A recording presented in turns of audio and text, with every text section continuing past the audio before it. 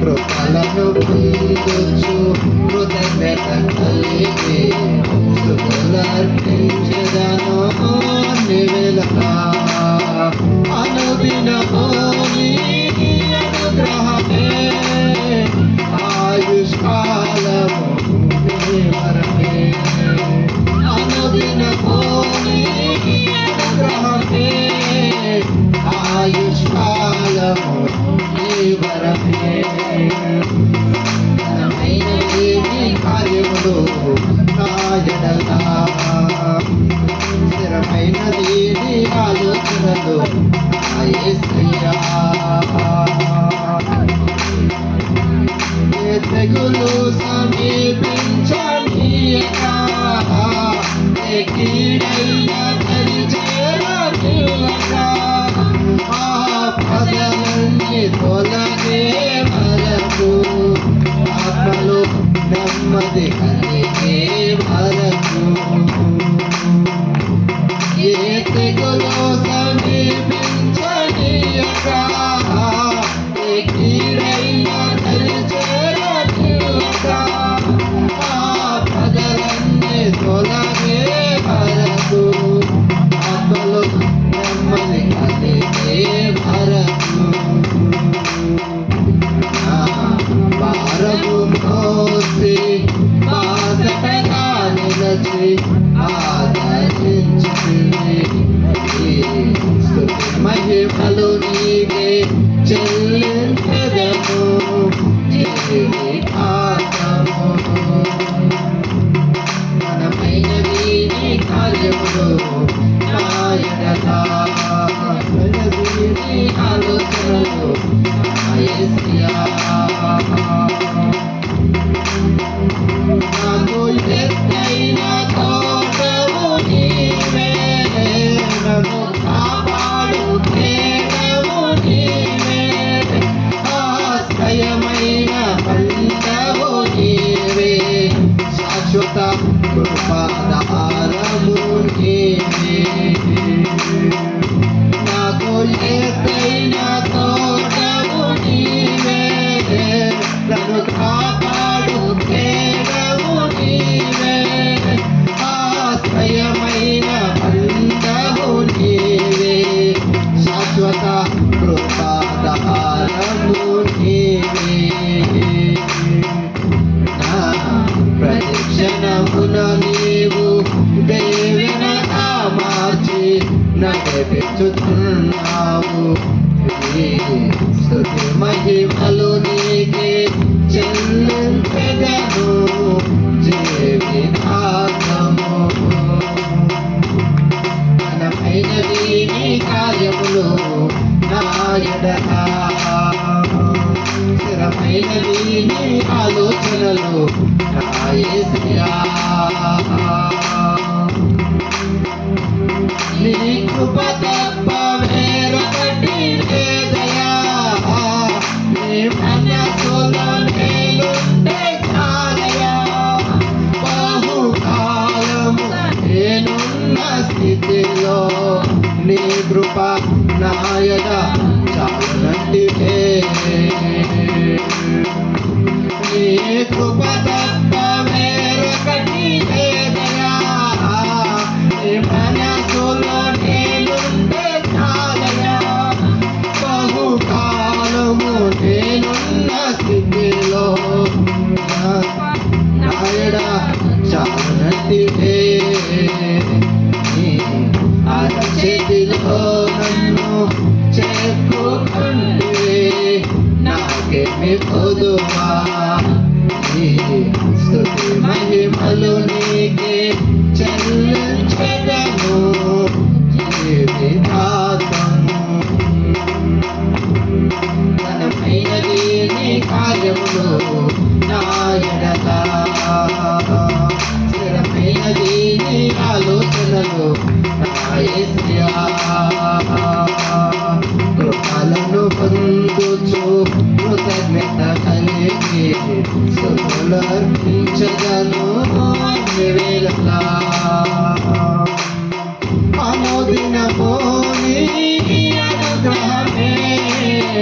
ఆయుష్కాలము నీ వరమే ఆమోదించబోని అనుగ్రహమే ఆయుష్కాలము నీ వరమే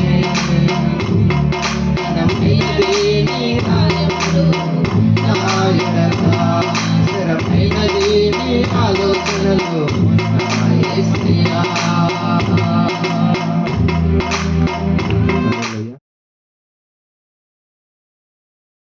ఆయన మాట్లాడతాడు, ఎవరితో ఎలా మాట్లాడతాడో తెలియదు. ఒక చిన్న మాట చెప్తాను. ఒకసారి నేను ఇంకొక పాస్టర్ కొడుకు ఇద్దరు ఒక దగ్గర మీ ప్రసంగం చేయబోతాము. ఇద్దరిది ప్రసంగం ఉంది ఆ రోజు. ముందుగా పాస్టర్ కొడుకు లేచి ఆయన మాట్లాడుతూ ఉన్నారు. మాట్లాడుతూ చాలా చెప్తా ఉన్నారు. అందులో కొన్ని మాటలు ఏంటంటే, నేను పాస్టర్ కొడుకుని, చిన్ననాటి నుంచి నేను దేవుని సేవలో ఉన్నా, నాకు చాలా అనుభవం ఉంది. ఎక్స్పీరియన్స్ ఇన్ని సంవత్సరాలు చెప్పినారు. ఇన్ని సంవత్సరాలు నాకు అనుభవం ఉంది, అట్లా ఎట్లా చెప్పుకుంటూ వచ్చినారు. తర్వాత నేను నిలబడినా, నేనేం చెప్తాను, నేను ఒక అన్యుల కుటుంబంలో నుంచి రక్షణ పొందినాను. నేను భయంకరమైన ఒక విగ్రహారాధన కుటుంబంలో నుంచి యేసయ్య దగ్గరకు వచ్చినాను. మా అమ్మ భయంకరమైన భక్తురాలు. ఆమె ప్రతి శుక్రవారము గంట కొట్టందే భోజనం చేయదు అని అంటే అర్థం ఏంటంటే, దాదాపుగా ఆమె భక్తి కార్యాలన్నీ ముగించి 3 గంటలకు భోజనం చేసేది. అదే అట్లాంటి ఒక భక్తి ఇంట్లో ఉండేది.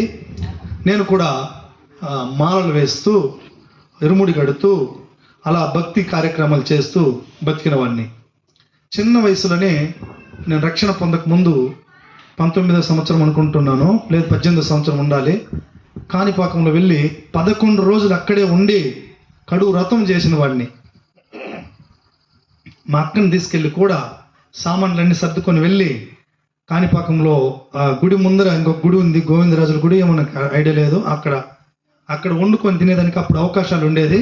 అక్కడే కట్టిపుల్లలు, వంకలు పక్కలు కట్టిపుల్లలు తెచ్చి అక్కడే మంటేసి అలాగున భోజనం చేసి ఉదయము సాయంత్రము మరి తడి బట్టలతో ముందరున్న కోనేట్లో మునిగి తడి బట్టలతో వెళ్ళి ఆ గుడి అంతా చుట్టి ఇక దర్శనం చేసుకొని మరి అక్కడ శనేశ్వర గుడి విశేషంగా దాన్ని చుట్టేదానికి పోయింది. అది వేరే స్పెషల్గా చుట్టి అలాగున 11 రోజులు అక్కడే ఉండిన వాడిని. నాకేం అనుభవం ఉంటుంది, నాకు పెద్ద అనుభవాలు ఏమి ఉండవు. మరి దేవుడు మాట్లాడతాడు, అది ఒకటే తెలుసు నాకు. దేవుడు ఎవరితో అయినా ఎప్పుడైనా మాట్లాడతాడు. దేవుడు మిమ్మల్ని ప్రేమిస్తాడు అనుకో, నీతో మాట్లాడతాడు. అది దేవుని చిత్తం. అన్నగారినో అక్కగారినో ఇంకొకరినో దేవుడు ప్రేమిస్తాడు, వాళ్ళతో దేవుడు మాట్లాడతాడు. సరే, నేను అలా చెప్పిన, ఆయన గారు అలా చెప్పినారు. సరే, దేవునికి స్తోత్రం. ఈరోజు కూడా దేవుడు మాట్లాడాలి. దేవునికి స్తోత్రం. దేవుని వాక్యం చదువుకొని మనం ప్రార్థన చేద్దాం. యోహాను సువార్త 3వ అధ్యాయం 16వ వాక్యం. ఇది దేవుని బిడ్డలకు లేకపోతే క్రైస్తవులకు చాలా సుపరిచితమైన వాక్యము. అందరికీ బాగా బైబిల్ తీగినా కూడా చెప్పేయగలరు. కానీ మన పద్ధతి ఏంటంటే బైబిల్ తీసి వాక్యము చదవాలి. చదువుదామా? 3:16. దేవుడు లోకమును ఎంతో ప్రేమించెను కాగా ఆయన తన అద్వితీయ కుమారునిగా పుట్టిన వానియందు విశ్వాసముంచు ప్రతివాడును నశింపక నిత్య జీవము పొందునట్లు ఆయనను అనుగ్రహించెను. కింద వాక్యం కూడా చదివేద్దామా? 17 కూడా. లోకము తన కుమారుని ద్వారా రక్షణ పొందుటకే గాని లోకమునకు తీర్పు తీర్చుటకు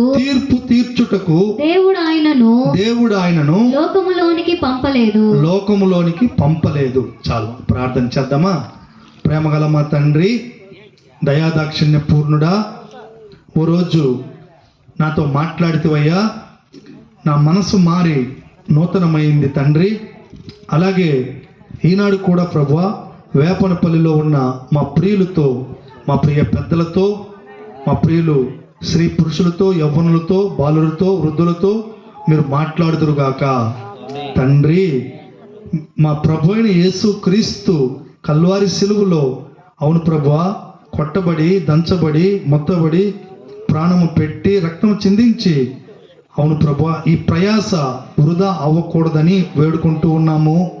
నాయన మీ దాసులు పాస్టర్ అబ్రమయ్య గారు, తమ టీం, సంఘ ప్రియులు ఇలాగున, అవును ప్రభువా, ఈ సౌండ్ సిస్టము కావలసినవి అన్నింటినీ ఇంత దూరం మోసుకొని వచ్చి సంఘముగా ఇక్కడ ప్రభువా ఓ నాయన ఈ మీటింగ్స్ అరేంజ్ చేసి ఉన్నారు కదా. నా దేవా, మీ కృపయే నా తండ్రి ఈ ప్రయాస వృధా అవ్వకుండా నిశ్చయముగా ఈ గ్రామ ప్రజలు రక్షణ పొందుదురుగాక.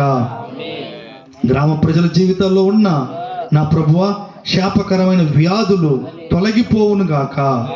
నా తండ్రి, అవును నాయన, గ్రామ ప్రజల్లో ఉన్న సకల విధమైన అజ్ఞానము యేసు నామములో తొలగిపోవును గాక. నీ బిడ్డలందరూ ప్రభువా పరవశులగునట్లు ప్రార్థన చేస్తూ ఉన్నాం. మాట్లాడండి, నడిపించండి, ఆశీర్వదించండి. యేసయ్య నామములో వేడుకొని ప్రార్థించి పొంది ఉన్నాం తండ్రి. ఆమేన్. దేవునికి స్తోత్రం.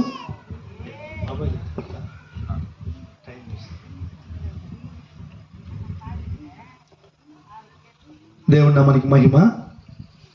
టైం చూసేది ఒక అలవాటు అయిపోయింది, అందుకని మొబైల్ తీసుకున్నా. బ్రదర్ ఇటు కూర్చోండి. మీ కొరకు వేసినారు కదా, రండి. ఈ శబ్దయంత్రం ద్వారా ఈ మాటలు వింటున్న వేపనపల్లి గ్రామ ప్రియులను, ఈ వీధిలో ఉంటున్న మా ముందర ఈ ప్రియులను దేవుడు ఆశీర్వదించును గాక. ఎవరికైనా అనుకూలమైతే వచ్చి పట్ట మీద కూర్చుంటే మరి బాగుంటుంది కదా. దేవుడు మిమ్మల్ని దీవిస్తాడు. అమ్మలారా కూర్చోండి, కొంతసేపు మనం దేవుని మాటలు విందాం. దేవునికి స్తోత్రం. దేవుడు లోకమును ఎంతో ప్రేమించెను అని చెప్పి మనం చదువుకున్నాం. ఇందుకు దేవుడు అనే ఆ యొక్క మాటను గురించి కొంతసేపు మనము విందాం. దేవుడు అనే మాటకు వస్తే అనేకులకు అనేక రకాల అనుమానాలు ఉన్నాయి, అనేక రకాల ఆలోచనలు ఉన్నాయి. దేవుడు అనగానే ఒక్కొక్కరికి ఒక్కొక్క రకమైన ఆలోచనలు ఉన్నాయి. దేవునికి స్తోత్రం. ఈరోజు మనతో దేవుడు ఏం తెలియజేస్తాడో చూస్తాము. ఈ గ్రామ ప్రియులు ఇంకొన్ని వీధుల్లో ఉండేవాళ్ళు వచ్చి ముందర కూర్చోవాలని ప్రేమపూర్వకంగా తెలియజేస్తూ ఉన్నాము. దేవుడు మిమ్మల్ని దీవించేదానికే ఇక్కడికి కూటాన్ని ఏర్పాటు చేసినాడు అని నా నమ్మకం. ఈ మాట్లాడేదానికి ఇష్టపడుతున్నారే, మిమ్మల్ని ఆశీర్వదించేదానికే దేవుడు ఇంత పెద్ద కార్యక్రమాన్ని ఏర్పాటు చేసినాడని నా నమ్మకం. ఓకే, ముందుగా మనము ఏం చూడాలి? దేవుడు దేవుడు దేవుడు అనేది, దేవుని స్తోత్రం, ఒక సంస్కృతి ధాతువు, దివ్ అనే ఒక ధాతువు నుంచి దేవుడు అనే పదము పుట్టుకొని వచ్చింది. దేవుని స్తోత్రం. ఎందుకంటే ఒక్కొక్క భాషలో ఒక్కొక్కలాగా దేవుణ్ణి పిలిచేవాళ్ళు. ఇంగ్లీష్ వాళ్ళు ఏం పిలుస్తారు? గాడ్ అంటారు. ఇక తమిళ వాళ్ళు ఏం పిలుస్తారు? అయ్యా ఆండవర్ అంటారు. అందుకని దేవుడు అనే మాటకి ఏమి అనేది కొంచెం ఎక్కడి నుంచి ఎలా వచ్చింది అనే దాని గురించి చెప్పిన. దేవునికి స్తోత్రం. ఆలోచిద్దాం. దేవునికి ఒక ఏమంటాం దాన్ని అంటే, దేవుడు వచ్చి అనంతుడు. దేవుడు వచ్చి అనంతుడు. మానవులమైన మనము పరిమితము అనంతము కలుస్తుందా? మన దేవుని బిడ్డలకు అర్థం అవ్వాలంటే అగాధం ఉంటుంది మధ్యలో. వాళ్ళు ఎక్కడో ఉంటారు పరదేశంలో, వీళ్ళు ఎక్కడో ఉంటారు పాతాళంలో ఉండేవానికి, పరదేశంలో ఉండేవానికి మధ్య గ్యాప్ ఏమి? అగాధం. దీన్ని అనంతం అంటారు. అంటే అర్థం ఏంటంటే, ఒక ఇంత దూరము అనేది ఏమి ఉండదు దీనికి. ఇన్ని వేల కిలోమీటర్లు అని లేదు. అది ఎంత కొలిసినా సరిపోదు. అది ఒక చిన్న అర్థం. ఇక అనంతుడు అని అంటే ఇంకొక మాట ఏం చెప్తానంటే, ఇంకా బాగా క్లియర్గా అనంతుడు అని అంటే, సో భూమి ఆకాశములందంతటా ఉన్నవాడు. ఆయనను మనము క్రైస్తవులుగా ఒక చర్చిలో యేసుప్రభుని పెట్టగలమా? పెట్టలేము. ఆయన ఎవరైనా అనంతుడు. మానవుడేమో పరిమితుడు, దేవుడేమో అనంతుడు. అంటే మానవుడు అంటే నువ్వు నేను ఇంట్లో ఉంటే ఇంట్లోనే ఉంటాం అంతే. లేకపోతే ఈరోజు సంత, సో యాదమూరి సంతగేటు, అక్కడ సంతగేట్లో ఉన్న వాళ్ళు ఇక్కడ ఉండగలరా? ఉండలేరు. వాళ్ళు అక్కడే ఉంటారు. మనం ఎక్కడున్న వాళ్ళు అక్కడ ఉండలేము. మానవులము పరిమితులము, ఎక్కడ ఉంటామో అక్కడే ఉంటాం. అయితే దేవుడు అనంతుడు అనంటే భూమి ఆకాశములందంతటా ఉన్నవాడు. ఇంకొక మాట చెప్తామా, సర్వవ్యాపి. ఏం చెప్తాము? సర్వవ్యాపి, అన్ని దగ్గరలో ఒక్కటేసారి ఉన్నవాడు. అందుకే ఒకే దినము దేవుణ్ణి ఆరాధిస్తాం, అది ఆదివారము. ఈ ఆదివారంలో మనం ఆలోచిస్తే చిత్తూరులో ఆరాధిస్తారు, తిరుపతిలో ఆరాధిస్తారు, అలా తెలంగాణలో ఆరాధిస్తారు, ఇంకా ఢిల్లీలో ఆరాధిస్తారు, ఇంకా అన్ని రాష్ట్రాల్లో ఆరాధిస్తారు. అంతేనా? వేరే దేశాల్లో ఆరాధిస్తారు. ప్రపంచంలో ఉండే అనేక దేశాల్లో 200కు పైన ఉండే దేశాల్లో మేజర్గా ఆరాధిస్తారు. అంటే ఎక్కువ దేశాల్లో ఆరాధిస్తారు. ఒకే రోజు ఇన్ని దేశాలు ఆరాధిస్తే దేవుడు ఎట్లా వింటాడబ్బా? అదే ఆయన అనంతుడు. మానవులమైతే నా మాటలు ఇప్పుడు ఎక్కడికి వినిపిస్తాయో అక్కడికే వినిపిస్తాయి. అయితే దేవుడు మాట్లాడితే ఎక్కడికైనా వినిపిస్తుంది. ఆయన ఎక్కడైనా ఉంటాడు.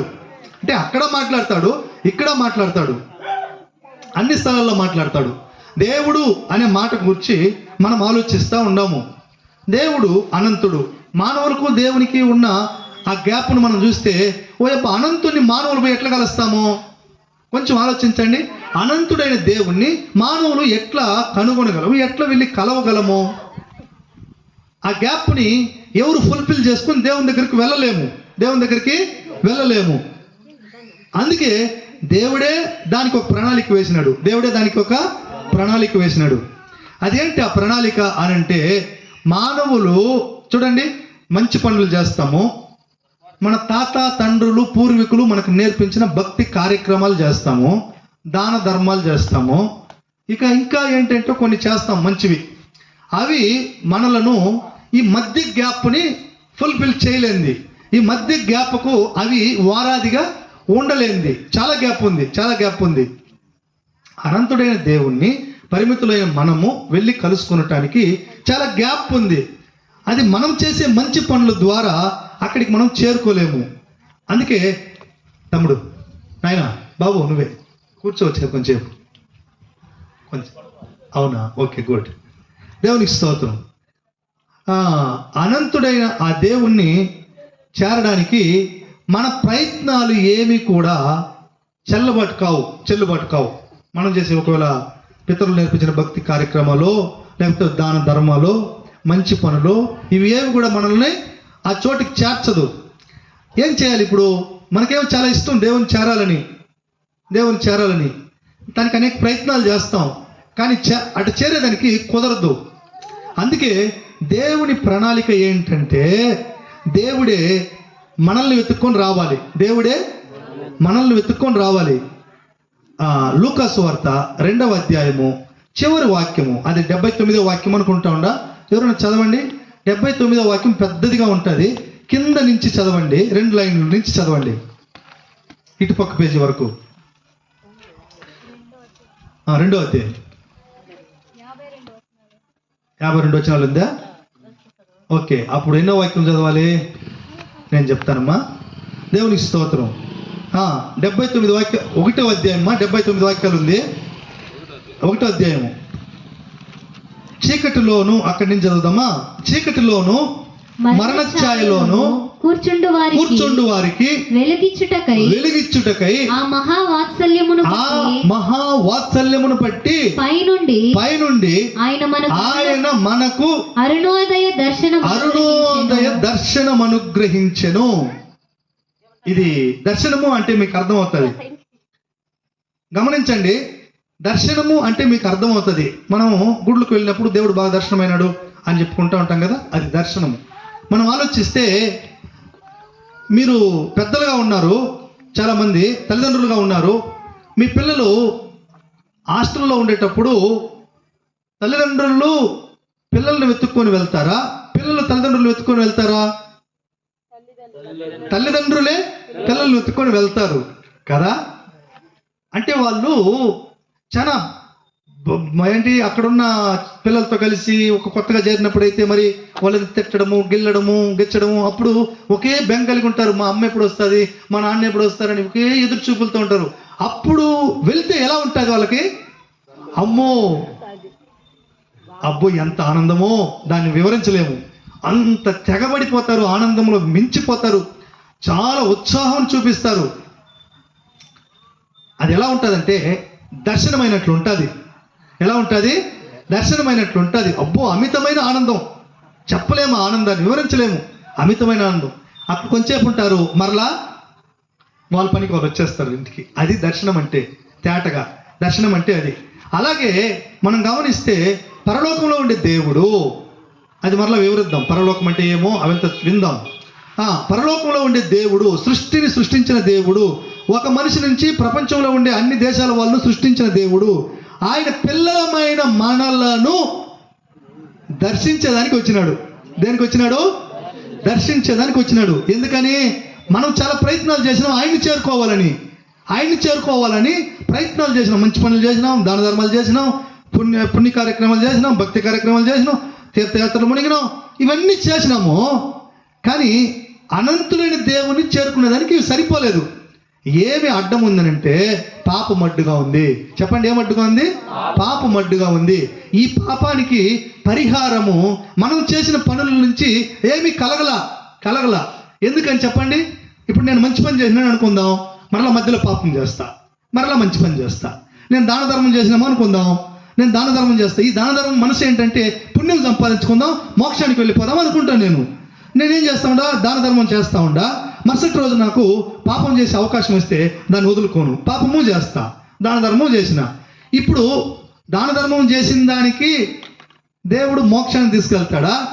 పాపం చేసిన దానికి పక్కన పెడతాడా నన్ను అని అంటే, పాపం చేసిన దానికి పక్కన పెడతాడు.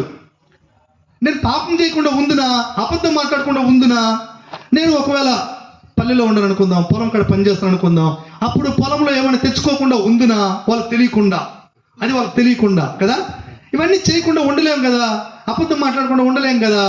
ఒకవేళ చెడు అలవాటు ఉండదు అనుకుందాం, ఉదాహరణకు నాకు డ్రింకింగ్ అలవాటు ఉండదు, అది నేను చేయకుండా ఉందినా.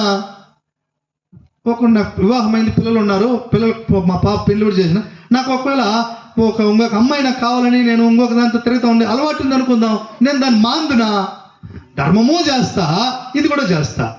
కాబట్టి నేను చేసిన పాపాలు, నేను చేసిన ధర్మ కార్యం ఎదుట తూకములో పెడితే టక్కున ఏం చేస్తుంది? ఇది తేలిపొడుస్తుంది. అదే విషయం. కాబట్టి మనం చేసే మంచి పనులు ఏవి కూడా దేవుని చేరుకోలేదు కనుక దేవుని ప్రణాళిక ఏంటంటే, నా బిడ్డలను వెళ్ళి నేనే దర్శిస్తాను, నా బిడ్డలను వెళ్ళి నేనే దర్శిస్తాను అని దేవాతి దేవుడు పరలోకం నుంచి, మహిమాలోకం నుంచి ఈ లోకానికి మనిషిగానే వచ్చినాడు. ఇక్కడ ఇంకొక మాట చెప్తాం. దేవుడు కదా, దేవుడిగా దిగి వచ్చి ఉంటే మానవులమైన మనము దేవుణ్ణి చూడగలమా? సరే, నేను ఒక మాట అంటా. ప్రపంచం పుట్టినది మొదలుకొని అనగా మానవ మనుగడ మట్టి బిసికి చెమటగార్చి మరి అందులో వచ్చే ఆదాయాన్ని భోంచేసే ఆ దినం మొదలుకొని ఏ మనిషే కానీ దేవుణ్ణి ప్రత్యక్షంగా చూడలేదు. ఎందుకని? అనంతుడు మహిమలో ఉంటాడు. పరిమితులైన మానవులు మట్టి లోకంలో ఉన్నాము, మట్టి శరీరంలో ఉన్నాం. మహిమా శరీరం వేరు, మట్టి శరీరం వేరు. మట్టి శరీరంలో ఉన్న వాళ్ళు మహిమా శరీరమును చూడలేము. కాబట్టి దేవుని స్తోత్రం, మనం చేసే ప్రతి ప్రయత్నము కూడా ఫలించలేదు కనుక దేవుడు తన దర్శనం ఇచ్చి ఉన్నాడు. అంటే పరలోకం నుంచి దేవుడుగా రాకుండా ఆయన కూడా ఆయన దర్శనాన్ని ఎలా ఇచ్చినాడంటే మానవ రూపంలో దర్శనాన్ని ఇచ్చినాడు. ఎందుకని? దేవుడు కోటి సూర్యకాంతముల కంటే మిక్కిలి వెలుగైన వాడు. ఆ కోటి సూర్యకాంతముల కంటే మిక్కిలి వెలుగైన ఆ దేవుణ్ణి మనం చూస్తే చచ్చిపోతాము కనుక ఆ దేవుడు ఏం చేసినాడు? మనిషిగా వచ్చి దైవత్వాన్ని కనబరిచినాడు. దానికి మనం రోజు చదువుతాం అప్పుడప్పుడు. కొలస్సీ పుస్తకం 1వ అధ్యాయం 15వ వాక్యం మనం చదివితే అదృశ్య దేవుడు అని ఉంది. ఏం దేవుడు అంట? అక్కడ చదవండి. ఆ అదృశ్య దేవుణ్ణి అంటే కంటికి కనిపించకుండా ఉండే కోటి సూర్యకాంతముల కంటే మిక్కిలి వెలుగై ఉన్న ఆ దేవుణ్ణి చూపించడం కొరకు ఈ లోకానికి దిగి వచ్చినాడు. దేవాతి దేవుడే యేసు ప్రభువుగా. చదువు మాట. ఆయన అదృశ్య దేవుని స్వరూపి అయి, ఆయన అదృశ్య దేవుని స్వరూపి అయి సర్వ సృష్టికి ఆది సంభూతుడై ఉన్నాడు. ఏలయనగా ఆకాశమందున్నవియు భూమి అందున్నవియు దృశ్యమైనవి గాని అదృశ్యమైనవి గాని అవి సింహాసనములైనను ప్రభుత్వములైనను ప్రధానులైనను అధికారములైనను సర్వమును ఆయన యందు సృజింపబడెను. సర్వమును ఆయన ద్వారాను ఆయనను బట్టి సృజింపబడెను. ఆయన అన్నిటికంటే ముందుగా ఉన్నవాడు. ఈ మాట బాగా గమనించాలి. ఎవరు? మనము ప్రకటిస్తూ ఉన్న ఆ యేసయ్య అన్నిటికంటే, ఈ సృష్టి లేనప్పుడు ఏమీ లేనప్పుడు ముందుగా ఉన్నవాడు. అన్నిటికంటే ముందుగా ఉన్నవాడు, సృష్టికి అంతటికి ఆధారభూతుడు, సమస్త సృష్టికి ఆధారభూతుడు. మీరు గమనించండి, మనల్ని దర్శించేదానికి వచ్చిన ఆ దేవుడు ఎవరు అనంటే ఆకాశం కనిపిస్తా ఉంది కదా, ఆ ఆకాశాన్ని సృష్టించిన దేవుడు. భూమి కనిపిస్తా ఉంది కదా, భూమి మీద ఉన్నాం మనం. ఈ భూమిని సృష్టించిన దేవుడు. అంతేకాదు, ఈ భూమి మీద అనేక రకాల జీవరాశులు ఉన్నాయి కదా, ఆ జీవరాశులన్నింటినీ సృష్టించిన వాడు. మరి ప్రతి జీవరాశికి కూడా ఆహారమును సిద్ధపరిచిన దేవుడు, మానవులకు ఆహారం సిద్ధపరిచిన దేవుడు, సమస్త సృష్టికి కర్త. ఆయన లేకుండా ఏది కలగలేదు. ఆయన్ని బట్టే ఆయనే సమస్త సృష్టిని సృజించి ఉన్నాడు. ఆ సృష్టిని సృజించిన ఆ దేవుడు మహిమలో నుండి సృజించినాడు. అప్పుడు మానవులు లేదు కదా, లేదు, అప్పుడు సృజించినాడు. అంటే నేను ప్రకటిస్తున్న ఈ యేసు ప్రభువు సమస్త సృష్టికి కర్త, అన్నిటికంటే ముందుగా ఉన్నవాడు. ఆయనే దేవుడు. ఇక్కడ మనం ఏం చదివినామంటే, దేవుడు లోకమును ఎంతో ప్రేమించును. 3 మాటలు మనం ధ్యానం చేద్దాం మనకున్న ఈ సమయంలో. ఒకటి, దేవుడు అనే మాట చూస్తున్నాం. ఇప్పటి వరకు దేవుడు అనంతుడు అని చెప్పి చూసినాం.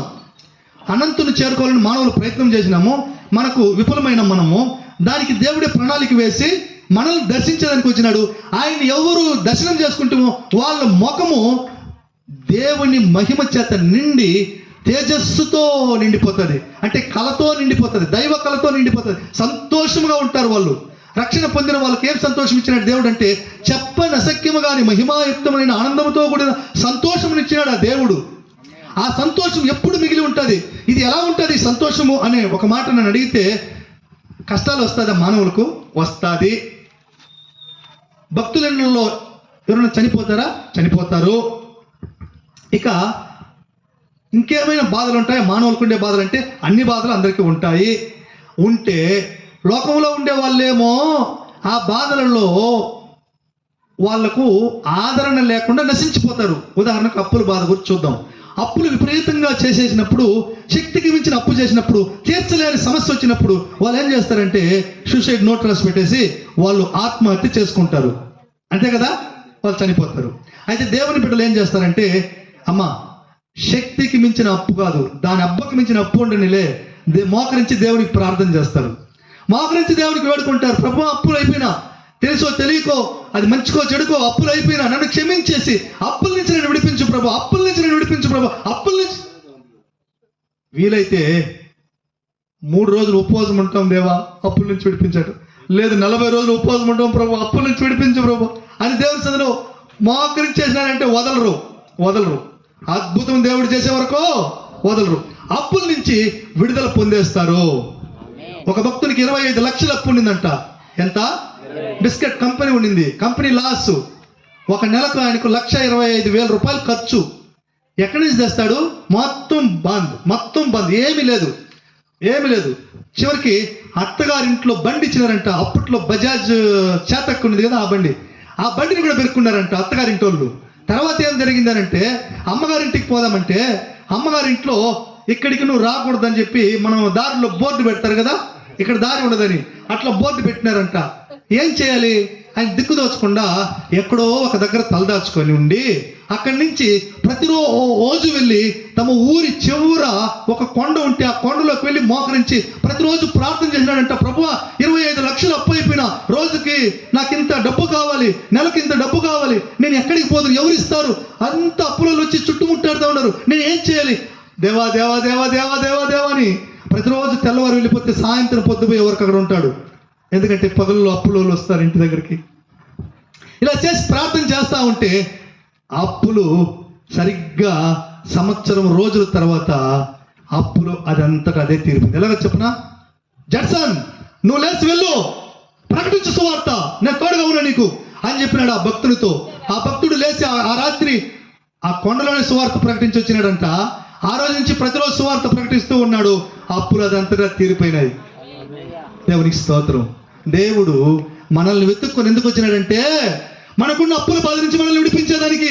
దేవుడు మనకి ఎందుకు దర్శనం ఇచ్చినాడంటే, మనం వ్యాధి బాధతో ఉంటాం, మరణకరమైన వ్యాధులు వచ్చేస్తుంది. ఆ వ్యాధుల నుంచి మనకు స్వస్థత కలిగించుకునేదానికి కార్పొరేట్ హాస్పిటల్కి వెళ్ళి వైద్యం చేయించుకునే డబ్బు ఉండదు. ఏం చేయాలి? ప్రార్థన చేయాలి. లేటెస్ట్గా ఒక సంగతి చూసిన యూట్యూబ్లో. మనం మీటింగ్ చేసిన ఆ రోజు రాత్రి అనుకుంటా ఇంటికి వెళ్తే కూర్చొని ఆడితో మాట్లాడుతూ ఉన్నాను. సరిగ్గా 11 గంటలు.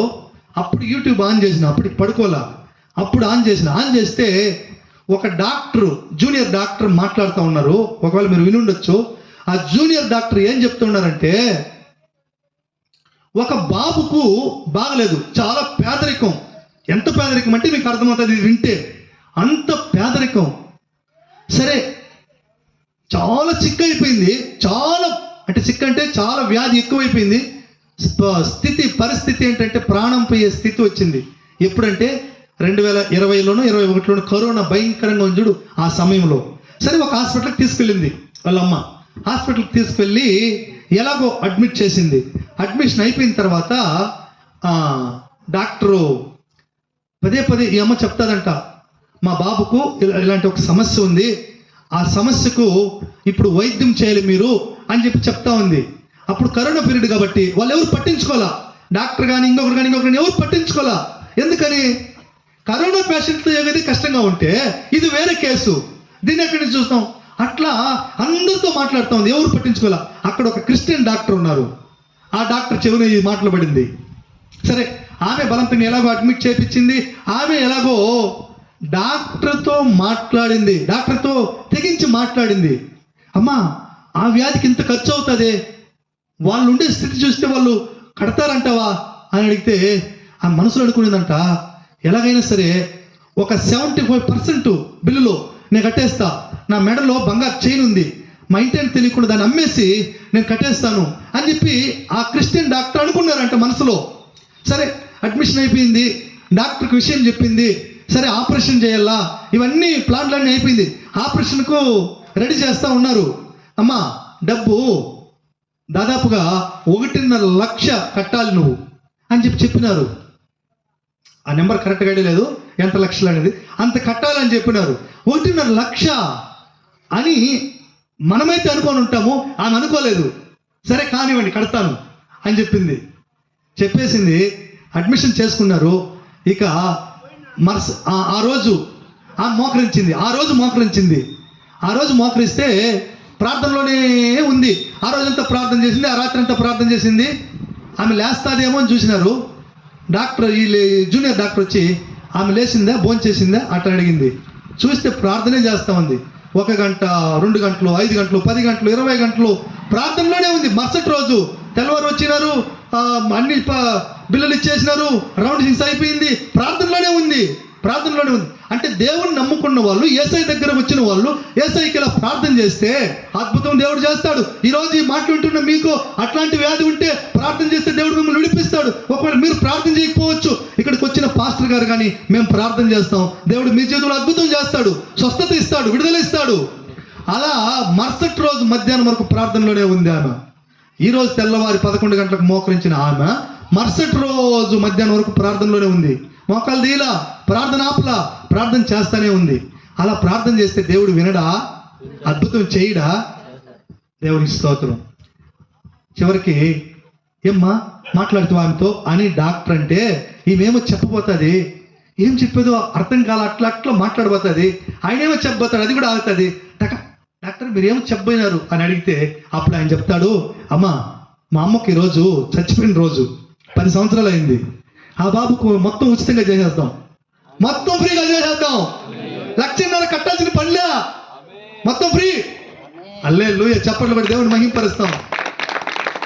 అట్లాంటి గొప్ప దేవుడు యేసయ్య, అట్లాంటి మంచి దేవుడు యేసయ్య, అద్భుతాలు చేసే దేవుడు యేసయ్య. ఆయన నిన్ను దర్శించేసి ఊరికి అట్లా చూపించేసి ఏమి ఇవ్వకుండా పోయేదానికి ఆయన రాలే ఈ లోకానికి. నీ జీవితంలో ఉండే మరణకరమైన వ్యాధిని తొలగించేదానికి ఆయన నిన్ను దర్శించేదానికి వచ్చినాడు.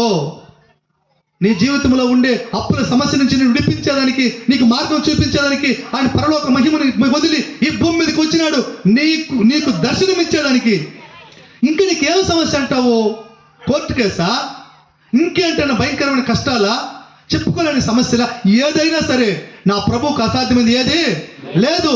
ఆయన వలన అవును. అందుకే ఆయన దగ్గరికి రా, ఆయన నమ్ము, ఆయన ప్రార్థన చేద్దాం.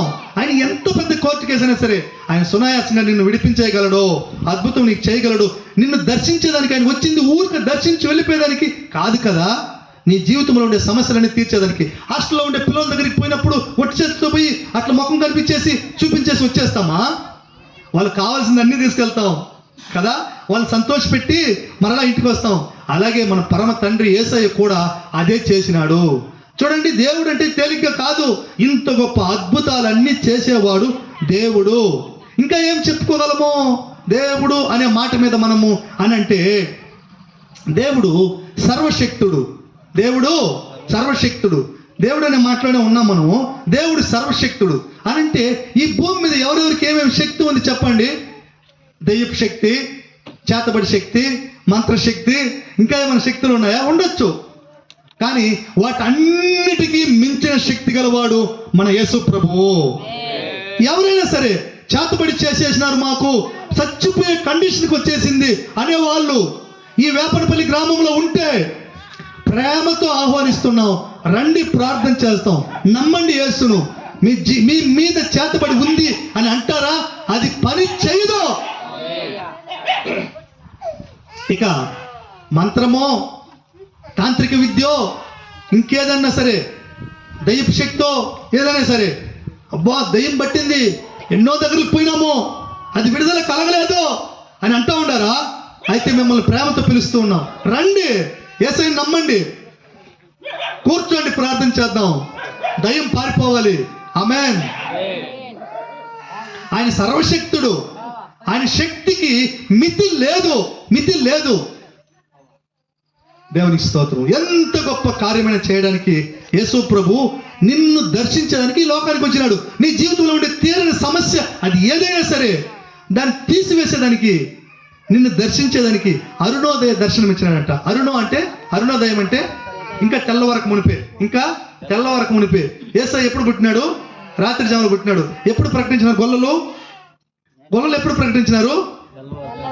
తెల్లవారకు మునిపే వాళ్ళు వచ్చి చూసిరి. వాళ్ళు వెళుతూ ఉండినప్పుడు పరలోక సైన్య సమూహము ఆ దూతతో కూడా నుండి వెంటనే దేవునికి ఇష్టమైన వాళ్ళకు సమాధానమును అని స్తోత్రం చేసి పొగిడిరి కదా. అరుణోదయము అంటే ఏంటది? ఇంకా సూర్యుడు ఉదయించక మునిపే. దేవునికి స్తోత్రం. అరుణోదయ దర్శనము ఇచ్చినాడు ఆయన వచ్చి. ఈరోజు ఆ మాట వేపనపల్లి గ్రామ ప్రియులు వింటున్నారు. మిమ్మల్ని దర్శించడానికి ఈరోజు యేసయ్య వచ్చినాడు. ఇది నిజము. ఆయన మిమ్మల్ని దర్శించడానికి వచ్చినప్పుడు మీరు ఆయన చూడండి, ఆయన ప్రేమను చూడండి, ఆయన క్రియలు చూడండి, ఆయన అద్భుతాలు చూడండి. ఆయన మీ జీవితంలో అవన్నీ చేస్తున్నాడు. ఆమేన్. దేవునికి స్తోత్రం. ఇలా దేవుడు అనే మాట మీద మనం ఎన్నో విషయాలు మాట్లాడుకోవచ్చు. దేవునికి స్తోత్రం.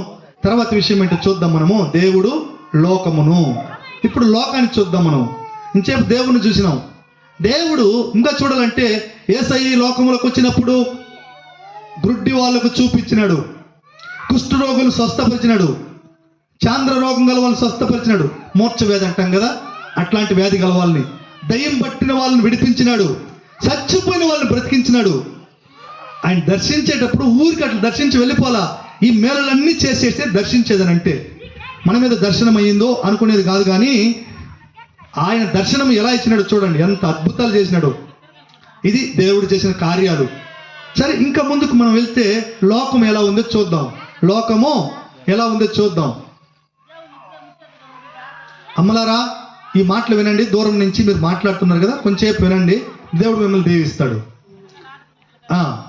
లోకం ఎలా ఉంది అని అంటే మార్గాలు రెండు ఉన్నాయి. ఇరుకు మార్గము, విశాల మార్గము. విశాల మార్గము అని అంటే ఏంటంటే భక్తి లేని జీవితము, దేవుని గురించిన అవగాహన లేని జీవితము.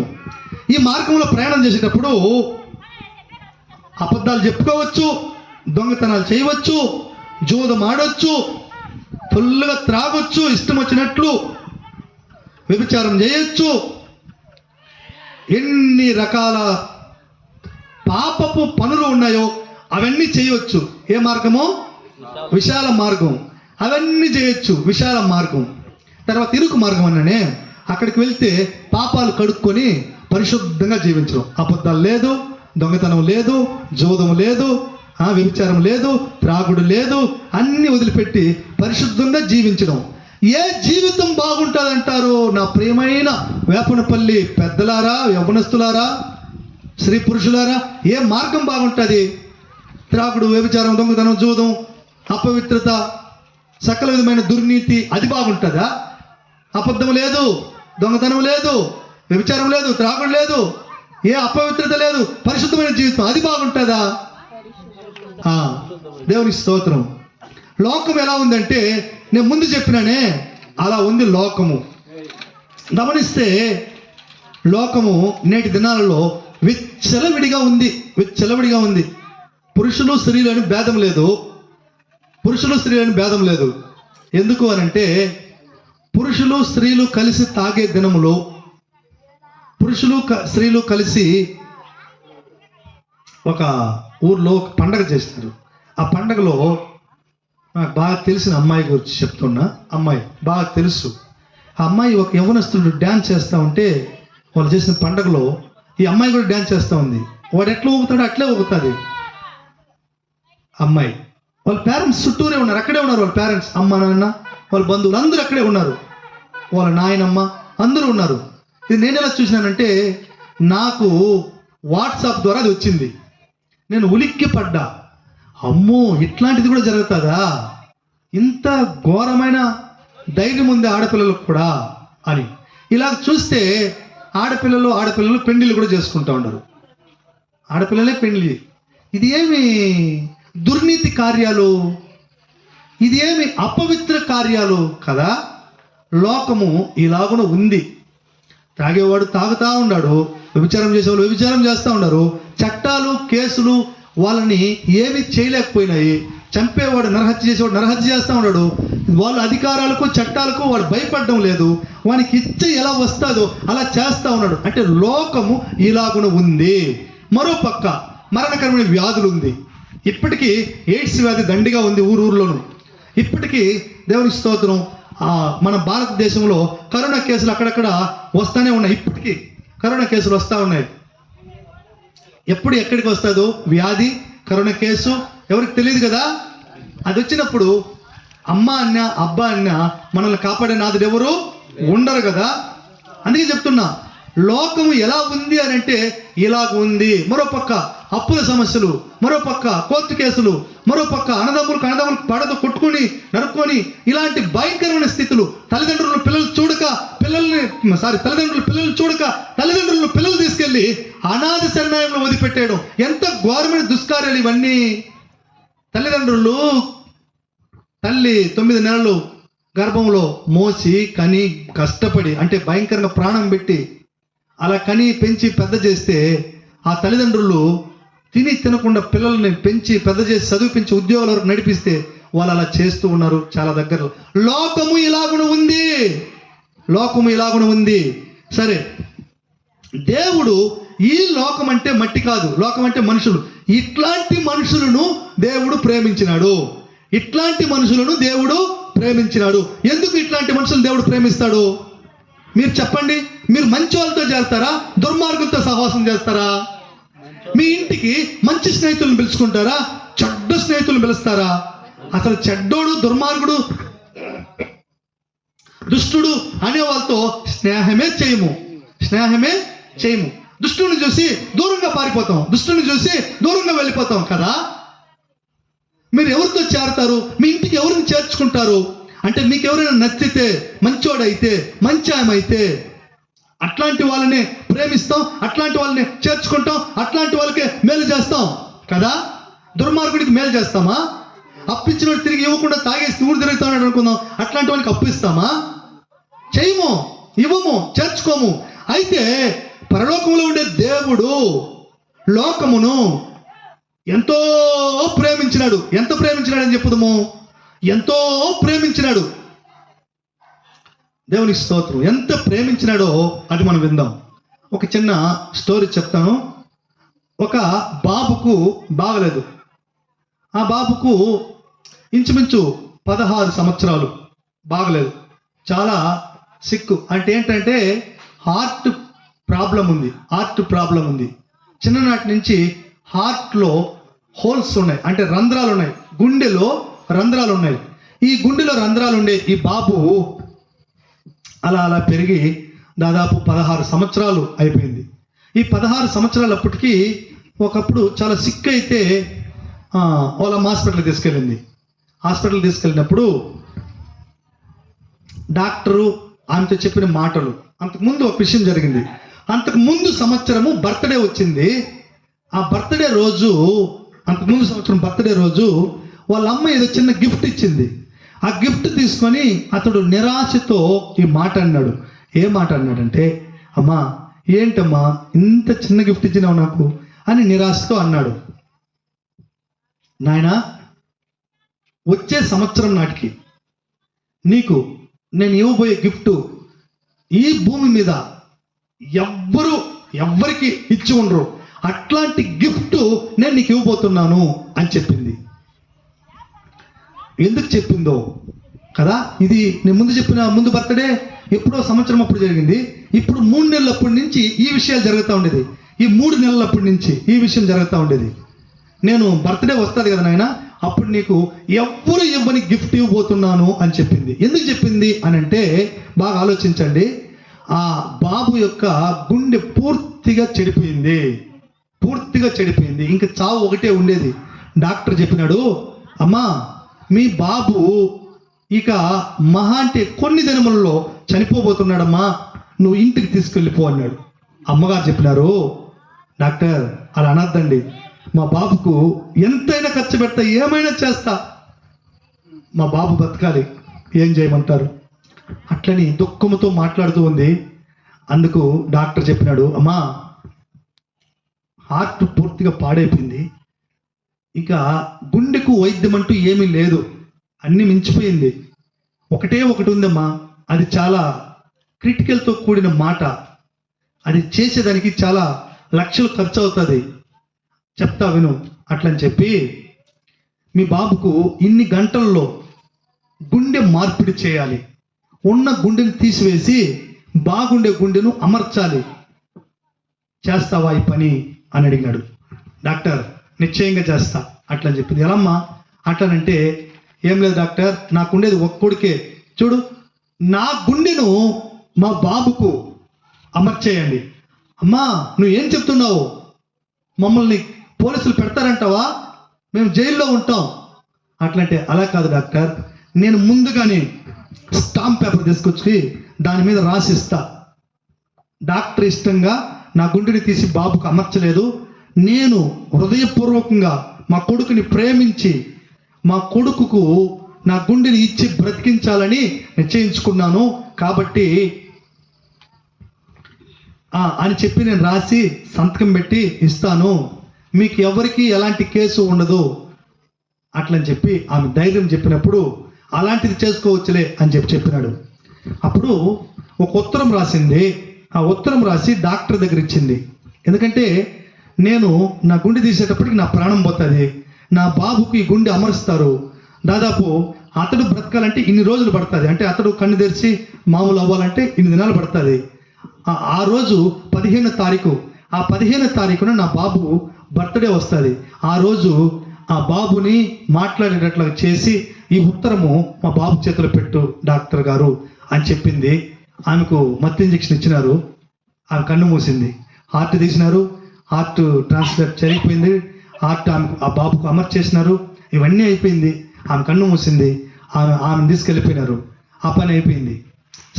సరిగ్గా ఇన్ని రోజులు అన్న తర్వాత ఆ బాబుకు ఒక ఇంజెక్షన్ ఇచ్చి, ఆ రోజు బర్త్డే ఆ బాబుది, ఆ రోజు ఆ బాబుకు ఆ ఉత్తరం ఇచ్చినారు. ఉత్తరంలో ఏం రాసిందో చూద్దాం. అంతకుముందే బాబు డాక్టర్ అడుగుతున్నాడు, ఈరోజు తారీఖు తెలిసినా అంటే డాక్టర్ ఏం తారీఖు అంటాడు. ఈరోజు 15వ తారీఖు. 15 అంటే 15. 15 అంటే ఈరోజు నీ బర్త్డే కదా. అవును డాక్టర్, నా బర్త్డే ఈరోజు, విష్ యూ హ్యాపీ బర్త్డే అని డాక్టర్ చేయించినాడు. నవ్వు ముఖంతో అతడు థ్యాంక్ యూ డాక్టర్ అని అన్నాడు. ఇది అవుతానే మా అమ్మ అని అన్నాడు. మీ అమ్మ ఒక ఉత్తరం ఇచ్చి వెళ్ళింది అని అన్నాడు. ఈ ఉత్తరం ఎక్కడుంది అని అంటే అదో ఇస్తా ఇచ్చినాడు. ఉత్తరం ఈరోజు బర్త్డే కదా, నాకు ఏదైనా గిఫ్ట్ ఇస్తుంది అనుకున్నానే అని బాబు వెంటనే ఉత్తరం తీసినాడు. చదువుతూ ఉన్నాడు. చదివితే, బాబు నేను నీకు ఒక ప్రమాణం చెప్పిన, ఒక మాట ఇచ్చిన. ఏంటది? ఈ భూమి మీద ఎవ్వరూ అట్లాంటి గిఫ్ట్, బర్త్డే గిఫ్ట్ అట్లాంటి గిఫ్ట్ ఇచ్చి ఉండరు. అట్లాంటి గిఫ్ట్ ఇస్తానా అని 3 నెలలకు ముందు నేను నీకు మాట ఇచ్చా. డాక్టర్ ఆ రోజు చెప్పిన మాట ఏమంటే, నీ గుండె పూర్తిగా పాడైపోయింది, గుండె మార్పిడి చేస్తే తప్ప నువ్వు బ్రతకలేవు, పలానా రోజు నువ్వు చనిపోతావు అని చెప్పి డాక్టర్ చెప్పినాడు నాన్న. అందుకని నేను నా గుండెనే ఎవ్వరు ఇవ్వని గిఫ్ట్గా నీకు ఈ బర్త్డే రోజు ఇవ్వాలని నిశ్చయించుకున్నాను నాన్న అని చెప్పి, నేను ఇవన్నీ చెప్పేదానికి ఉండను కదా, అందుకని నేను ముందుగా లెటర్ రాస్తున్నాను అని చెప్పి ముగించి సంతకం పెట్టింది. చదివినాడు. ఆ బాబు కళ్ళలో కూడా కన్నీళ్ళు తిరిగింది. నిజంగా ఈ మాటలు ఉంటే మన కళ్ళలో కూడా తిరుగుతుంది. ఇది ఏంటి అని అంటే, పరలోకంలో ఉండే దేవుడు ఈ భూమి మీద ఉండే ఆయన బిడ్డలమైన నీ కొరకు, నా కొరకు ఈ లోకానికి వచ్చినాడు కదా. వచ్చిన ఆ దేవుడు మనలను చూసినప్పుడు ఎలా ఉన్నామంటే, పుట్టింది మొదలుకొని మనిషికి ఇచ్చ వచ్చినట్లాగూ పాపంలో జీవిస్తూ ఉన్నాము. గుండె పూర్తిగా బాబుకు తినేసినట్లాగూ పాపము మన ఆత్మను పూర్తిగా తినేసింది. ఇక ఒకటే కన్ను మూసి నరకానికి పోవడం. అలాగుండే సందర్భంలో పరలోకంలో ఉండే దేవుడు నిన్ను దర్శించడానికి వచ్చినాడు. ఎందుకో తెలుసా? ఆ బాబు గుండెని తినేసినట్లాగూ నీ పాపము నిన్ను హరింపవేస్తుంది, తినేస్తూ ఉంది. అంటే ఎవరి పాపం వాళ్ళని పట్టుకుంటుందంట.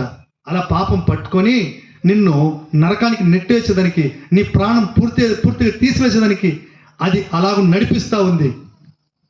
అందుకే దేవుడు ఏం చేసినాడు?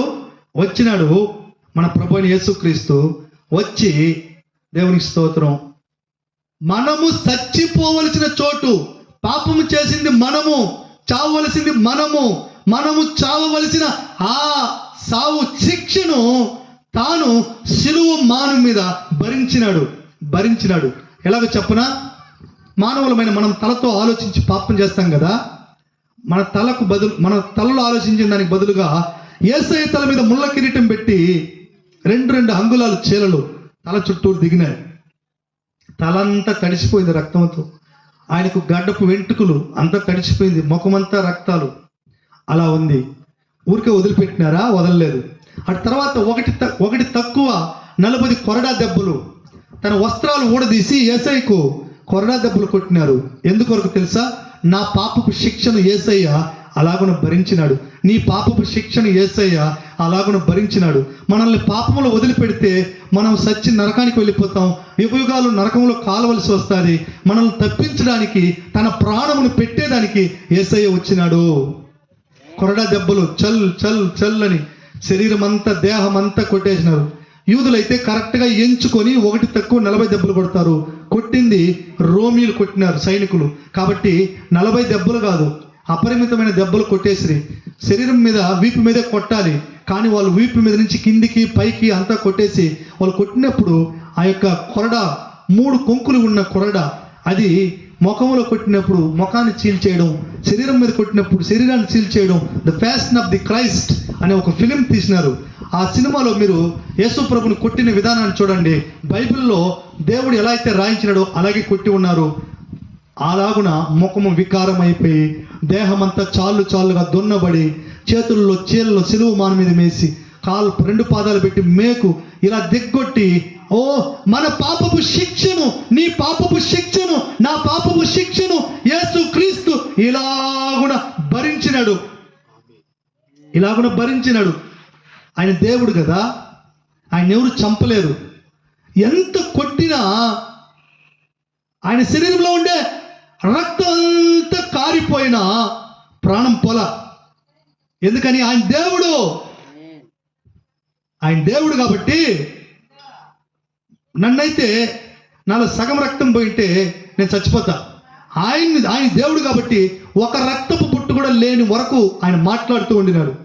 అలా మాట్లాడి చివరిగా ఆయన చెప్పినాడు, నా ఆత్మను నీకు అప్పగిస్తున్నాను. తన ప్రాణం తానే పెట్టినాడు, తన ప్రాణం తిరిగి తానే తీసుకున్నాడు. ఎన్నో రోజు ఆ రోజు చనిపోయినాడు, సమాధి చేసినారు. 3వ రోజు మరణాన్ని జయించి సమాధిలో నుంచి లేచి తాను అనేకులకు కనిపించినాడు. మీరు గమనిస్తూ ఉన్నారా? దేవుడు లోకమును ఎంతో ప్రేమించెను. ఎంత ప్రేమించినాడని చెప్పుకున్నాము. ఆ తల్లి తన హార్ట్ని కొడుకు ఇచ్చి ప్రేమించిందే గిఫ్ట్.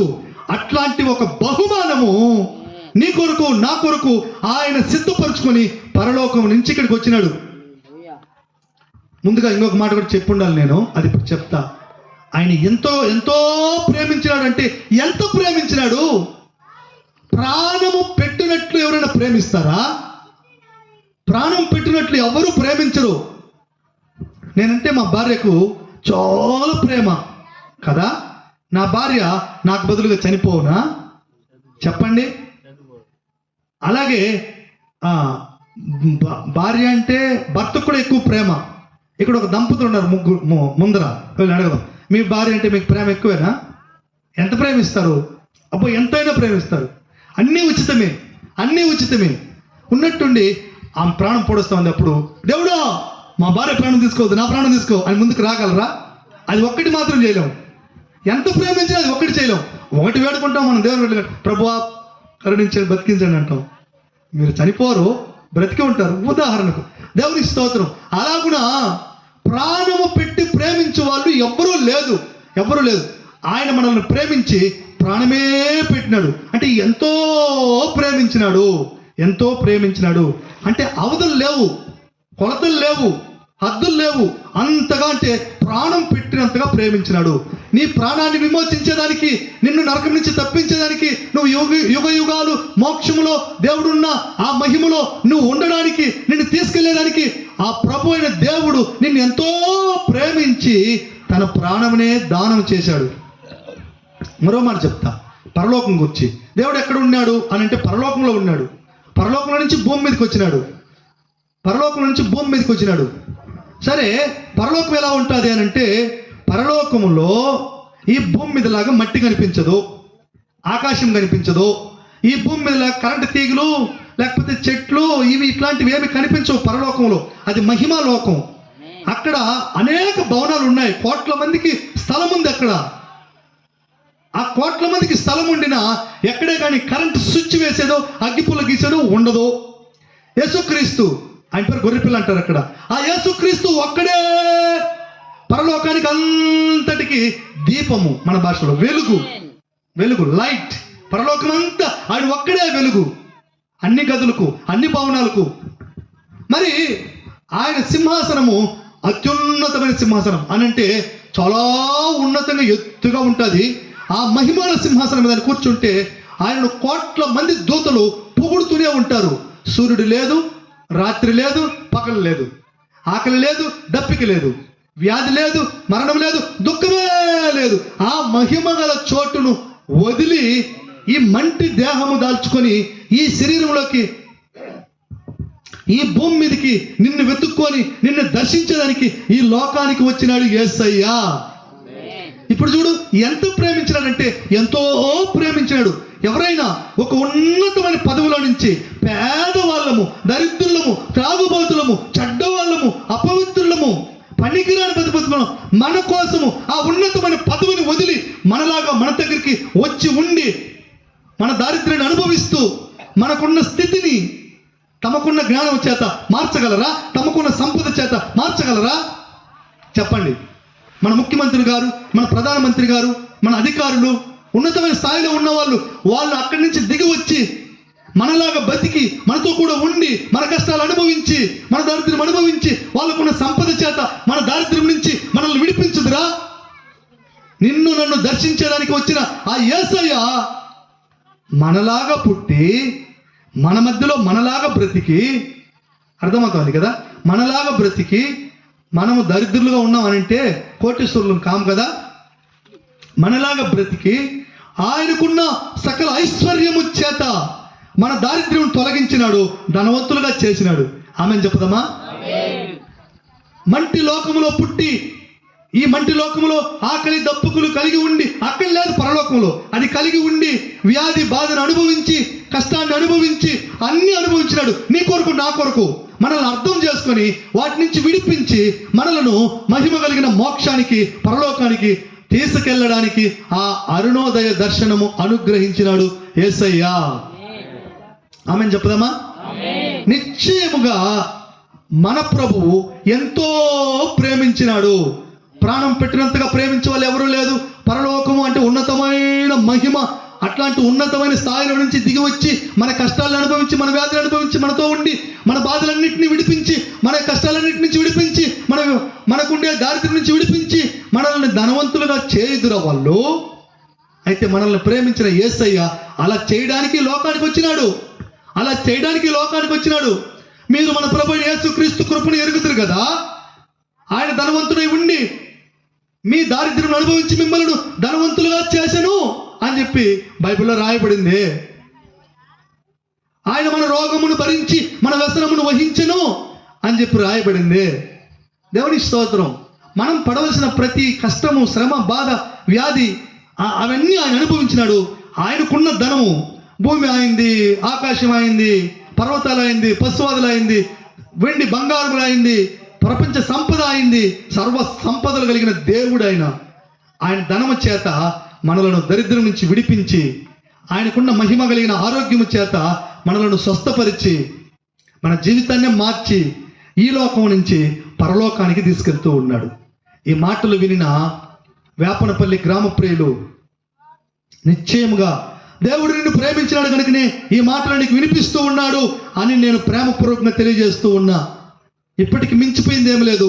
ఇంకను దుర్దినములు రాకముందే అయ్యో ఈ శ్రమ నాకు ఎందుకు వచ్చింది, అయ్యో నాకు ఈ కష్టం ఎందుకు వచ్చింది, అయ్యో ఈ కరోనా సమస్య ఇంకా ఉందా అని నువ్వు చెప్పకముందే ప్రభువా యేసయ్య నన్ను కూడా నీ బిడ్డగా మార్చుకోయ్యా, మీ రక్తంలో నా పాపాలు కూడా కడుగు ప్రభువా అని చెబితే బాగుండు. ఇది సమాధాన సమయం. దినములు ఇలాగే ఉండవు. భయంకరమైన దినములు ముందర ఉన్నవి. అవి రాకముందే మనము మన హృదయంలోకి యేసయ్యని పిలుదాం. యేసయ్య రక్తంలో పాపాలు కడుక్కుందాం. మనం అందరూ కూడా వెళ్ళవలసింది నరకానికి కాదు, మోక్షానికే, పరలోకానికే. ఆ మోక్షానికి మనం చేసిన మంచి పనులు తీసుకొని వెళ్ళకపోతే దేవుడే మనల్ని దర్శించేదానికి వచ్చి ఎంతో ప్రేమించి మహిమను వదిలి వచ్చినాడు. తన ప్రాణమును దానం చేసినాడు. ఆయన మరణాన్ని జయించలేసి బ్రతికి ఉన్నాడు. ఆయన దగ్గరకు వస్తే నీకున్న పాపము నుండి, శాపము నుండి తప్పించుకుంటావు. పాపానికి వచ్చే జీతం మరణం, రెండవ మరణం, అగ్నిగుండం, నరకం, అందునుంచి తప్పించుకుంటావు. భూమి మీద నెమ్మదిగా బ్రతుకుతావు. కన్ను మూసిన రోజు పరలోకం వెళ్తావు. అన్ని లాభాలే. కాబట్టి యేసునందు విశ్వాసం ఉంచి ఆ రక్షణ భాగ్యాన్ని పొందమని ప్రేమపూర్వకంగా మీకు తెలియజేస్తూ ఉన్నాను. దేవుని స్తోత్రం. ఇదే అనుకూల సమయం. నేడే రక్షణ దినం. మరొక దినం ఇలాగా లేకపోవచ్చునేమో నీకు. కాబట్టి ఈనాడే బ్రతికి ఉండే సమయంలోనే నువ్వు బాగుండే ఇప్పుడే యేసునందు విశ్వాసం ఇస్తే మరింత బాగుగా ఉంటావు, మరింత దీవెనిగా ఉంటావు, మరింత ఆశీర్వదించబడతావు, పరలోకం చేరుకుంటావు. ప్రార్థన చేసుకుందాం. ఈ గ్రామం కొరకు ప్రార్థన చేద్దాం. ఈ గ్రామంలో నుంచి ఈ మాటలు వినిన బిడ్డలను దేవుడు దీవించబోతున్నాడు, స్వస్థపరచబోతున్నాడు. ఈ గ్రామ ప్రజలకు ఉన్న ప్రతి విధమైన బంధకాల నుంచి విడిపించబోతున్నాడు. అప్పుడే చెప్పినట్లుగా దయ్యం పట్టిందా, చేతబడా, మరణకరమైన వ్యాధి, ఏదైనా సరే చెప్పుకోలేని చింతల, భయంకరమైన జీవితంతో కొట్టు మిట్టాడి చనిపోయే స్థితికి నీ జీవితం వచ్చేసిందా? అయినా పర్వాలేదు, యేసయ్యా నన్ను కరుణించవా, నన్ను కాపాడేసయ్యా అని ఒక్క మాట చెప్పు, ఒక్క మాట చెప్పు. రా యేసయ్య దగ్గరికి. నా ప్రభువు నీ కొరకు అద్భుతం చేసేదానికే ఈ రాత్రి నిన్ను ప్రేమించే ఈ ప్రణాళిక వేసినాడు. ఈ వీధిలో ఈ మాటలు నీకు వినిపింపజేస్తూ ఉన్నాడు. ఆలస్యం చేయొద్దు, రా యేసయ్య దగ్గరికి. నీ జీవితం మారుతుంది. నిన్నందరూ వచ్చి వీడెందుకు పుట్టినాడు, భయంకరం తాగుబోతు, బతుకు చేయలా అని అంటూ ఉన్నారా? నిన్ను రక్షించడానికే వచ్చినాడు. ఇంటర్మీడియట్ వరకు వెళ్ళి తప్పిపోయి దిక్కుతోచక చదువు సందే లేక ఊరు తిరుగుతూ ఉన్నావా? నిన్ను రక్షించడానికే వచ్చినాడు. రాజకీయ నాయకులతో కలిసి తిరిగి నీకేమీ లాభం దొరక్క ఉన్నదంతా పోగొట్టుకొని నానా ఇబ్బందులు పడుతూ ఉన్నావా? అప్పుల సమస్యల్లో సమాధానం లేకుండా నెమ్మది లేకుండా జీవిస్తున్నావా? నిన్ను నీకున్న కష్టం నుంచి విడిపించడానికి, సమాధానం ఇవ్వడానికి, పరిస్థితిని మార్చడానికి యేసయ్య వచ్చినాడు నీ దగ్గరికి. రా, ఆలస్యం చేయకుండా. మరణకరమైన వ్యాధి, మందు పనిచేయదు, పూర్తిగా బాగు కాదు, అట్లాంటి వ్యాధి. అయ్యో నాకెందుకు వచ్చింది ఈ వ్యాధి అని సిగ్గుపడుతూ వేదన పడుతూ నలిగిపోతూ ఉన్నావా? రా యేసయ్య దగ్గరికి. యేసయ్య గాయములు పొందినాడు నిన్ను స్వస్థపరిచేదానికే. నీ కొరకు ప్రార్థన చేయబోతున్నావు. ఏ సమస్య అయినా సరే, ఏ బాధ అయినా సరే నీ కొరకు ప్రార్థన చేయబోతున్నావు. రా యేసయ్య దగ్గరికి. నువ్వు ఒకవేళ దూరంగా ఉండి ఇక్కడికి రాలేకుండా కూర్చొని ఉన్నావా, ఈ మాటలు వింటూ ఉన్నావా? ఒకసారి నీ కుడి చేతిని నీ హృదయం మీద పెట్టుకో. నీ కష్టం ఏదైనా కావచ్చు, ఇక్కడి నుంచి ప్రార్థన చేస్తాం. దేవుడు విని నీ జీవితంలో అద్భుతం చేస్తాడు, స్వస్థత ఇస్తాడు, శాంతిని ఇస్తాడు, బంధకాల నుంచి విడిపిస్తాడు, దయ్యం నుంచి విడిపిస్తాడు. ఏదైనా సరే అద్భుతం జరుగుతుంది. ప్రార్థన చేద్దాం.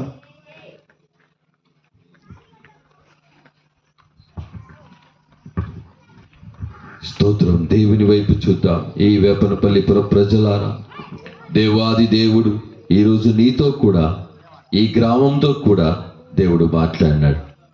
దేవుడు ఈ లోకాన్ని ఎంతో ప్రేమించాడు.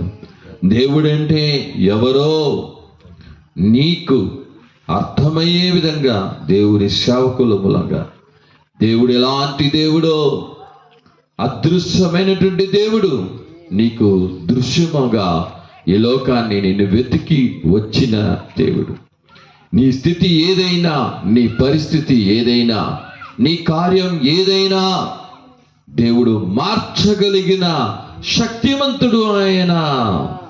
కాబట్టి ఈ మాటలు వింటున్నావా? ఈ మాటలు విశ్వసిస్తున్నావా? ఈరోజు యేసయ్యను నమ్మించుడు, యేసయ్యను పిలిచుచుడు, యేసయ్య దగ్గర నీ జీవితాన్ని అప్పగించి, నీ స్థితి పరిస్థితులను అప్పగించి పూర్తిగా విశ్వసించి ప్రార్థించుచుడు. దేవుడు తన బలమైన కార్యాలను నీకు చూపిస్తాడు. తన శక్తిని నువ్వు చూడగలుగుతావు, ఆయన మహిమను చూడగలుగుతావు. కాబట్టి దేవుడు చెప్పాడు, దేవుడి లోకమును ఎంతో ప్రేమించాను, తన ప్రాణాన్ని మనుషుల కొరకు ప్రాణం పెట్టిన దేవాది దేవుడు. ఈ లోకంలో ఎవ్వరు కూడా మనిషి కొరకు చనిపోలేదు దేవుడు. కానీ దేవుడైన యేసుక్రీస్తు, ప్రభు అయిన యేసుక్రీస్తు నీ కొరకు తన ప్రాణాన్ని సిలువలో త్యాగంగా సమర్పించుకున్నాడు. ఈరోజు మాటలు వింటున్నా దేవుని ప్రజలారా, విశేషంగా ఈ వేపనపల్లి ప్రజలారా, ఇదే సమయం యేసు వైపు చూడు, దేవుని దగ్గర అడుగు, దేవుని దగ్గర నీ జీవితాన్ని అప్పగించు, దేవుని నమ్ముకో, దేవుని దగ్గర ప్రార్థన చేయి. ఆయన శక్తిని నీకు కనపరుస్తాడు. ప్రార్థన చేసుకుంటాం. స్తోత్రములు ప్రభువా, మహాకృప కనికరము దయగలిగిన మా పరలోకపు దేవా, ఈ ఆశీర్వదించబడినటువంటి సాయంకాల సమయాన్ని బట్టి నీకు వందనాలు. ఈ వేపనపల్లి గ్రామాన్ని ప్రేమించి యేసయ్య వేపనపల్లిలో ఇలాంటి స్వార్థ కుడికలను జరిగించడానికి నా తండ్రి అయ్యా, మీరు ఇచ్చిన మంచి కృపను బట్టి, ప్రేమను బట్టి వందనాలు. ఈ గ్రామస్తులు ఎరుగుదురుగాక క్రీస్తు ప్రేమను యేసయ్య. ఈరోజు మీ దాసుని మూలంగా అవును తండ్రి రాజా, దేవుడు ఎవరు, దేవుడు ఎలాంటి గొప్ప దేవుడు, ఆయన మహిమ ఏంటో, ఆయన మహత్యం ఏంటో మాకు చక్కగా వివరించారు యేసయ్య. ఈ లోకం ఎలాంటిదో వాటిని కూడా వివరించారు తండ్రి. అవును తండ్రి, ఆ పరలోకంలో ఉన్న దేవునికి ఈ భూలోకంలో ఉన్న పాపములు చేసినటువంటి మనుషునికి కూడా ఎలాంటి వ్యత్యాసమే లేదు. కానీ దేవాది దేవుడైన నీవు మనుషులను ప్రేమించి, పాపి అయిన మనుషుని ప్రేమించి పాపిని రాజా రక్షించుటకు ఈ లోకంలో మనిషిగా నువ్వు జన్మించావు తండ్రి. యేసయ్యా స్తోత్రం. ఈ మాటలు విన్నా ఈ వేపనపల్లి గ్రామస్తులందరినీ మీ చేతికి అప్పగిస్తున్నానయ్యా. ఇదో తండ్రి, ఈ రోజు నీ యందు విశ్వాసం ఉంచి అయ్యా, నిన్ను విశ్వసించి అయ్యా తన జీవితాన్ని, తన కార్యాన్ని సమర్పించుకుని అయ్యా మిమ్మల్ని విశ్వసించి రక్షణ పొందుటకు, అద్భుత ఆశ్చర్యకార్యములు వారు పొందుకొనుటకు, స్వస్థత, విడుదల అవును తండ్రి పొందుకొనుటకు వారికి సహాయం చేయండి. ఎవరైతే రాజే మాటలు విని అయ్యా స్తోత్రం, నేను నమ్ముతున్నానే యేసయ్యా, నా జీవితంలో అద్భుతం చేయి, ఈ పరిస్థితి నా జీవితంలో ఉన్నది, దీన్ని మార్చని చెప్పి ఎవరైతే వేడుకొచ్చున్నారో, ప్రార్థిస్తున్నారో తండ్రి, ఆ ప్రార్థన విని వాళ్ళకు ఒక అద్భుతం చేసి రాజా నీ చేయి చాపి వారిని ముట్టమని అడుగుచున్నానయ్యా. స్వస్థత ఈ దినమున యేసు నామములో మేము ప్రకటిస్తున్నాం, విడుదల ప్రకటిస్తున్నాం, అద్భుత ఆశ్చర్య కార్యాలు మేము ప్రకటిస్తున్నాం నజరేయుడైన యేసు నామములో. అవును తండ్రి రాజా ప్రభువా, అద్భుత ఆశ్చర్యకార్యం జరిగించమని అడుగుచున్నాం తండ్రి. దేవా, ఈ గ్రామాన్ని ఇంకను ఆశీర్వించండి. రేపటి దినము కూడా నేను తిరిగి రాజా దేని యొక్క వాక్యాన్ని అయ్యా మేము రాజా చెప్పుటకు కృపను అనుగ్రహించండి. మా మధ్యన మీరు తీసుకొచ్చిన మీ దాసుని బట్టి వందనాలు, స్తోత్రాలు తండ్రి. మీ దాసుని ఇంకను బలంగా వాడుకోండి యేసయ్యా. ఇంకను ప్రభు అనేక చోట్లకు తీసుకెళ్ళి నా దేవా స్తోత్రము తండ్రి, స్తోత్రమయ్యా. మీ నామాన్ని మహింపరచుకోండి, అద్భుత ఆశ్చర్యకార్యాలు జరిగించండి యేసయ్యా. స్తోత్రం చెల్లిస్తున్నా తండ్రి. అవును తండ్రి, కృప చూపించండి ప్రభువా. కూడి వచ్చినటువంటి ఒక్కొక్కరిని మీరు దీవించండి తండ్రి. యేసయ్యా, ఈ ప్రార్థన జరగడానికి ప్రార్థించిన, సాయం చేసిన ప్రతి ఒక్కరిని మీరు దీవించండి రాజా. తిరిగి వెళ్తుండగా ప్రయాణంలో దేవా మీరు తోడుగా ఉండండి యేసయ్యా. రేపటి దినములు తిరిగి వచ్చి అయ్యా మీ నామాన్ని మహింపరచడానికి సహాయం చేయండి. ఈ రోజు మేము విత్తిన విత్తనములు, చేసిన ప్రార్థన, అవును తండ్రి చెప్పబడిన ఒక్కొక్క వాక్యం అవును తండ్రి రాజ ప్రభువా అనేకుల హృదయంలో విత్తబడి అది నూరింతలుగా ఫలమించింది మేము విశ్వాసిస్తున్నాం తండ్రి. స్తోత్రం రాజా. నీకు మహిమ కార్యాలు మేము రాబో దినాల్లో చూసి నీ నామాన్ని మహింపరిచే విధంగా రాజా ఈరోజు కార్యాలు జరిగించినందుకు వందనాలు తండ్రి. స్తోత్రం చేస్తున్నా. సమస్తమును మీ చేతికి అప్పగిస్తున్నా. ఈ వేపనపల్లి గ్రామాన్ని ఆశించమని, వేపనపల్లి గ్రామంలో ఉన్న ప్రతి ఒక్క కుటుంబాన్ని అయ్యా, కుటుంబంలో పిల్లలను, వాళ్ళకున్న ఆవులు, మేకలు, గొర్రెలు, రాజా పొలము అయ్యా ప్రతి ఒక్కటిని మేము ఆశీర్వదిస్తున్నాం తండ్రి రాజా. స్తోత్రం. మేము ఆశీర్వదించడానికి వచ్చాం తండ్రి. యేసయ్యా స్తోత్రం తండ్రి రాజా. నీవు ఈ లోకానికి తీర్పు తీర్చడానికి రాలేదు కానీ అయ్యా క్షమించడానికి, అయ్యా స్తోత్రం తండ్రి రాజా, రక్షించడానికి వచ్చావు యేసయ్యా.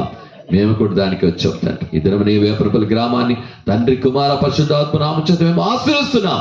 వేపనపల్లి చుట్టూ కూడా నీ రక్తం చేత కంచె వేయండి. ఇలాంటి శత్రు సాతానుక క్రియలు రాకుండా అయ్యా నిజమైన దేవుడు ఎవరో తెలుసుకునే విధంగా వాళ్ళ మనోనేత్రాలు తెరుటకు తండ్రి సాయం చేయండి ప్రభా. అలా మీరు చేసినందుకు నీకు వందనాలు.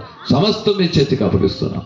మీరు ఆశ్రయించి దీవించి నడిపించి కుడికను ప్రభా ఆశ్చర్యకరంగా నడిపించినందుకు వందనాలు. మాకు వాతావరణాన్ని రాజా మీ ఆధీనంలో ఉంచుకొని ఎలాంటి ఆటంకం లేకుండా అయ్యా మా వాతావరణం మాకు ఆశ్రయించినందుకు వందనాలు. కరెంటు కూడా మాకు ఆశీర్వదకరంగా మార్చించినందుకు వందనాలు తండ్రి రాజా. రేపటి దినమున కూడా రాజ్యాన్ని మాటలు ప్రకటించే కృపను మాకు దయచేయండి. ఆశీర్వదించి దీవించి నడిపించి పెద్ద గొప్ప కార్యములు చేయమని మన ప్రభువును రక్షకుడైన యేసుక్రీస్తు నామమున చేత అడిగి వేడుకొనుచున్నాము తండ్రి. ఆమేన్, ఆమేన్, ఆమేన్, ఆమేన్. నా ప్రాణమా యెహోవాను సన్నతించుము, నా అంతరంగన సమస్తమా ఆయన పరిశుద్ధ నామాన్ని సన్నతించుము. నా ప్రాణమా యెహోవాను సన్నతించుము, ఆయన చేసిన ఉపకారములలో దేనిని మరవకము. ఆమేన్, ఆమేన్, ఆమేన్. హల్లెలూయా, హల్లెలూయా. మన మధ్యన సేవకులు ఆశీర్వాదాన్ని చెప్తారు. మన తండ్రి అయిన దేవుని ప్రేమయు, మన ప్రభువును రక్షకుడు యేసయ్య కృపయు, పరిశుద్ధాత్మ దేవుని అన్యోన్య సహవాసము, సమాధానము, క్షేమము, భద్రత, కాపుదల, ఆరోగ్య ఆశీర్వాదములు ఈ మాటలు విన్న ప్రతి వారికి, సకల పరిశుద్ధులకు, సేవకులకు, సంఘానికి సదా ఉండి నడిపించునుగాక. ఆమేన్, ఆమేన్, ఆమేన్.